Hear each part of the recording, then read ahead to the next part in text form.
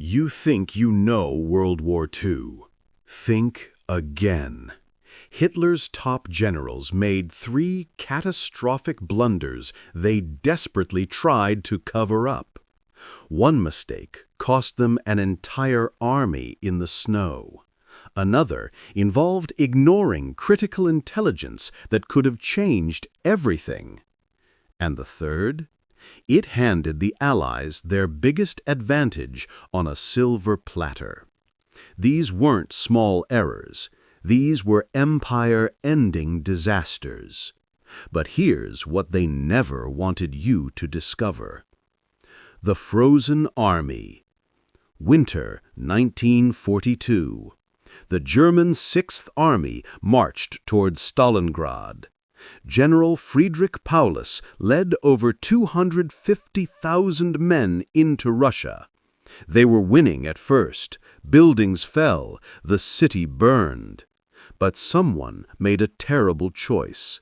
Hitler ordered them to stay. No retreat, never give up the city. Paulus knew this was wrong. His officers warned him. Winter was coming fast. The temperature dropped to -40 degrees. Soldiers froze in their sleep.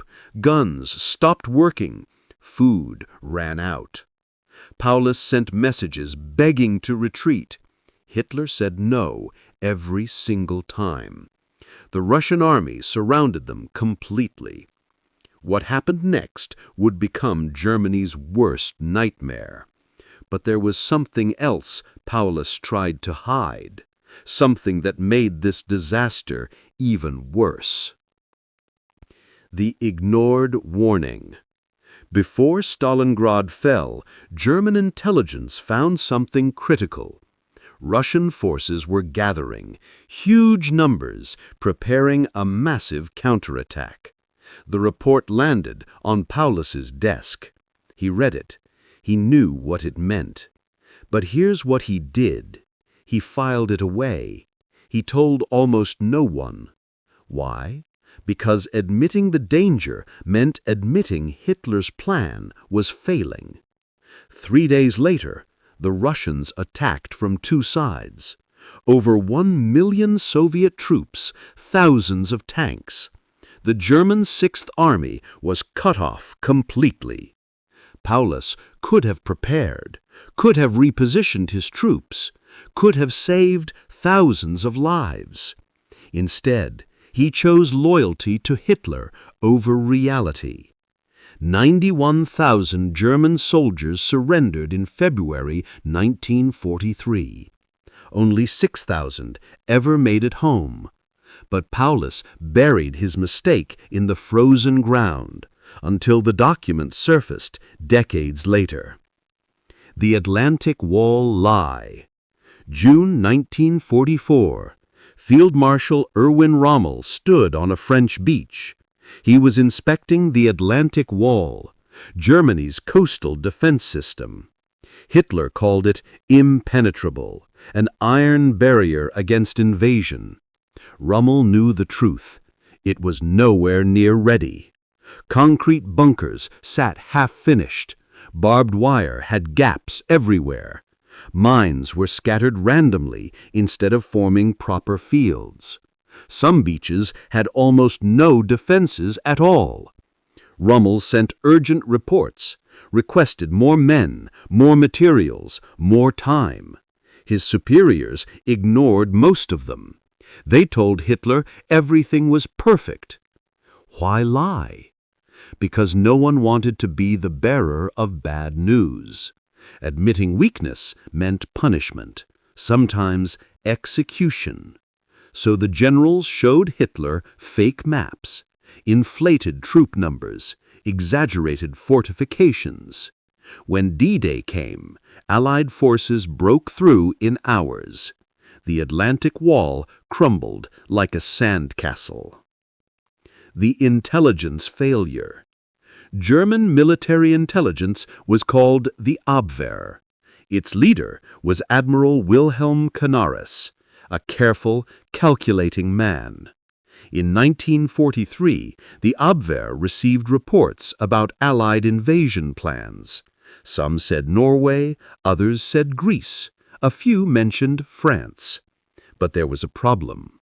The Abwehr had been infiltrated. British intelligence was feeding them fake information. Canaris suspected something was wrong. The reports contradicted each other. Too many leaks, too much confusion. But here's what he didn't do. He never properly investigated. Why? Some historians say Canaris secretly opposed Hitler. Others say he was just incompetent.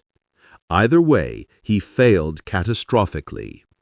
German forces prepared for invasions in all the wrong places. Troops stationed in Norway, tanks sent to Greece. Meanwhile, the real invasion force gathered in southern England. When D-Day began, Hitler thought it was a diversion. The real invasion was coming somewhere else, he believed. Canaris never corrected him. The Enigma machine was Germany's secret weapon. It encrypted every military message, made them supposedly unbreakable. German generals trusted it completely. They sent battle plans, troop movements, supply routes, all through Enigma codes. But the British had cracked it years earlier. They were reading German messages almost in real time. German intelligence suspected something was wrong. Allied forces kept showing up in the right places at the right times. Convoys avoided U-boat patrols. Armies anticipated German movements. Several officers raised concerns. Maybe the code was broken. Maybe they should change systems. Their superiors dismissed them. Why? Because admitting Enigma was compromised meant Germany's entire war strategy was exposed. That every plan, every order, every secret had been read by the enemy for years. So they kept using it, message after message, battle after battle, handing the Allies victory on a silver platter. The fuel delusion. Nazi Germany ran on oil. Tanks needed it, planes needed it, ships needed it, trucks needed it. By 1944, Germany was running out. Production couldn't match consumption, not even close. But the generals kept planning massive operations, offensives that required millions of gallons of fuel. Fuel they simply didn't have. The Battle of the Bulge in December 1944, Germany's last major offensive. The plan required 4.5 million gallons. They started with less than half that amount. German commanders knew this. They had the numbers on paper. But they told their troops everything was fine. The fuel would come. Reinforcements were coming. It never came. German tanks ran out of gas within days. Soldiers abandoned perfectly good equipment on the roadside. Some units had to walk. Others just surrendered. The offensive collapsed, not from fighting, but from empty fuel tanks and broken promises. The wonder weapon obsession. Hitler became obsessed with superweapons, rockets, jet planes, giant tanks, secret bombs. His generals encouraged this obsession. They promised miracles, wonder weapons that would change everything. The V-2 rocket program consumed enormous resources, thousands of scientists, tens of thousands of workers, massive factories built underground. The cost? Enough to build thousands of regular fighter planes. Planes Germany desperately needed to defend its cities. But the generals kept pushing the V-2 program. Why? Because Hitler loved it. And disagreeing with Hitler was dangerous.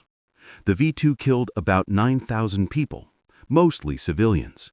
But building it killed more. Over 12,000 forced laborers died in the factories. Meanwhile, Allied bombers destroyed German cities unopposed. The Luftwaffe couldn't stop them. Not enough planes, not enough pilots. Those missing fighter planes, they could have made a difference. But they were never built.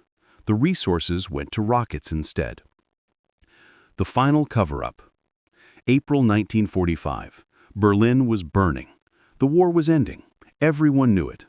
German generals began destroying documents, burning files, erasing evidence.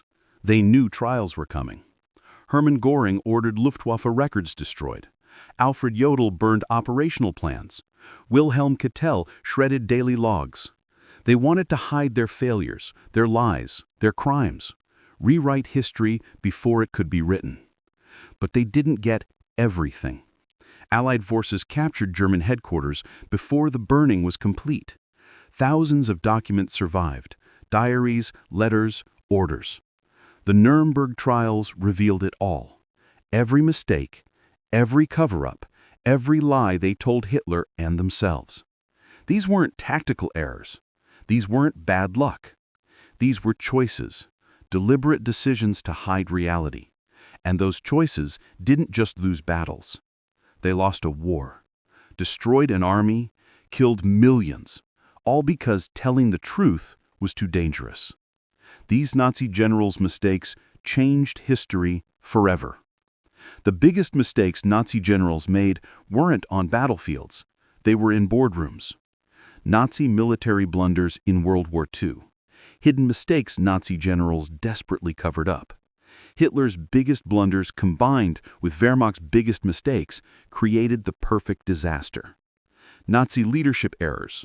World War II's craziest military mistakes. Nazi command failures. World War II Nazi generals' failures that cost them everything. Pride, fear, denial. That's what lost the war.